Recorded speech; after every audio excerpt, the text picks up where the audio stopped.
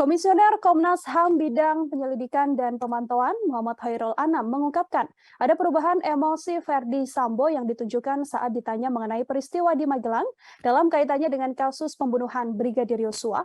Reaksi tak biasa itu ditunjukkan Verdi Sambo saat menjalani pemeriksaan pada 12 Agustus 2022 di Makobrimob Kelapa II Depok.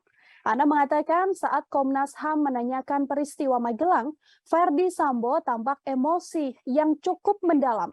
Ana menilai emosi yang dirasakan Verdi Sambo cukup dalam sehingga bereaksi tak biasa setiap kali disinggung masalah di Magelang sampai percakapan yang ada di Saguling. Akan tetapi setelah pertanyaan beralih di luar peristiwa Magelang dan Jalan Saguling, Ana mengatakan emosi dari mantan Kadif Propam Polri tersebut kembali stabil. Verdi Sambo justru menonjolkan sikap penyesalan atas apa yang diperbuat terhadap anak buahnya sendiri. Dari penyesalan itu tak tampak alangkah gagahnya seorang Sambo yang menjabat sebagai Kadif Propam dengan segala jabatan dan kekuasaan yang dimilikinya.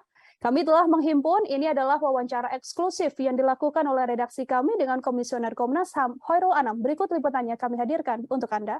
Kalau kita lihat foto-foto dia waktu jadi Kadif Propam dengan bed birunya atau enggak bed birunya dengan pangkat lengkap gitu, pangkatnya ya. Itu terus dibandingin dia ketika kami periksa, ya situasinya sedih.